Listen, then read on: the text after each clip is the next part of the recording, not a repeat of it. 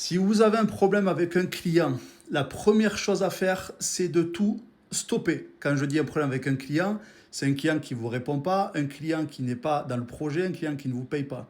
Vous stoppez, vous actez. Vous devez tout acter, c'est-à-dire vous devez garder toutes les conversations. Vous devez prouver que le client ne fait rien, et c'est facile dans notre domaine d'activité. Et ensuite, vous envoyez un courrier recommandé avec accusé de réception directement. Et vous en informez votre avocat. C'est ce que je fais automatiquement. Moi, je vous ai dit, je travaille avec un avocat qui est à Bordeaux. S'il y a quoi que ce soit, je l'avertis immédiatement. Il est toujours en copie cachée des mails que j'envoie aux clients quand il y a un souci, bien entendu. Et il a accès à tout. C'est-à-dire que moi, j'ai des dossiers par client. Il a accès à tout. Vous devez faire la même chose. Si vous avez un souci, vous arrêtez, vous actez. Lettre recommandée avec accusé de réception. Vous envoyez une copie par mail, vous envoyez le recommandé avec la poste directement sur le site internet. Pas besoin d'aller à la poste directement.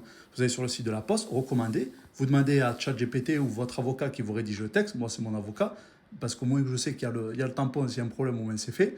Et là au moins, vous envoyez, vous actez. ChatGPT le fait très bien aussi. Vous allez voir qu'en plus le client il vous répond avec ChatGPT aussi, ça qui est drôle dans l'histoire. Et vous actez. Et si la situation n'avance pas, ben là, vous demandez à votre avocat qu'il fasse tout le nécessaire. Dans tous les cas, vu que vous aurez tout acté de votre côté, si vous avez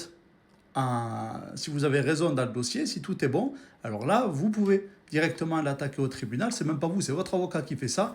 Et l'avocat, dans l'attaque, va demander ce qu'on appelle l'article 700. C'est une indemnité pour couvrir les frais d'avocat. Si votre avocat vous a coûté 500 euros, c'est pas vous qui allez le payer, du coup c'est le client qui est en tort qui va payer les 500 euros de frais d'avocat. Et en plus vous demandez obligatoirement une indemnité parce que du coup si le projet est stoppé ou s'il y a eu quoi que ce soit avec le client, ben, du coup vous demandez une indemnité. Mais dans tous les cas, ça c'est des conseils juridiques. Moi je vous dis juste ce que m'a dit mon avocat et ce que je fais. Après faites-vous toujours accompagner et après vous avez des injonctions de payer, des choses qui existent que vous pouvez faire directement en ligne.